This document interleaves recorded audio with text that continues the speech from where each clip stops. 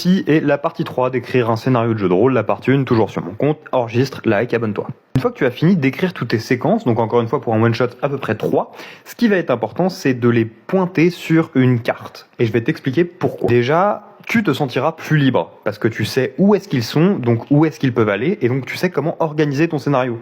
Eux aussi se sentiront plus libres, parce que tu as juste à décrire un endroit, et s'ils veulent aller ailleurs, tu leur dis il n'y a pas de souci, et tu décris cet endroit-là. Ça va aussi te permettre de délimiter ta zone.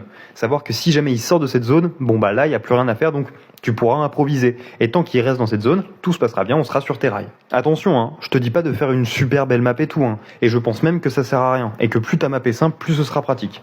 Je vais te montrer ma map la plus pratique que j'ai jamais utilisée. Simplement cette espèce de caca. Voilà. Là, t'as littéralement le truc le plus pratique que j'ai jamais fait. Avec de l'autre côté, à quoi correspond chacun de ces symboles. Parce que chacune des séquences, chacune des parties, chacune des choses importantes est notée sur cette carte. Ce qui me fait un point géographique. Sachant que je sais quelle séquence va après laquelle, j'ai aussi un point temporel. J'ai donc un scénario temporel, géographique et prêt à ce que mes joueurs puissent s'amuser dedans, créer, inventer et continuer. Je pense avoir à peu près toutes les bases pour que tu puisses te faire un joli one-shot avec toutes les idées que tu as. Si jamais tu as des questions, encore une fois, tu me les poses. Comme d'habitude, je te réponds.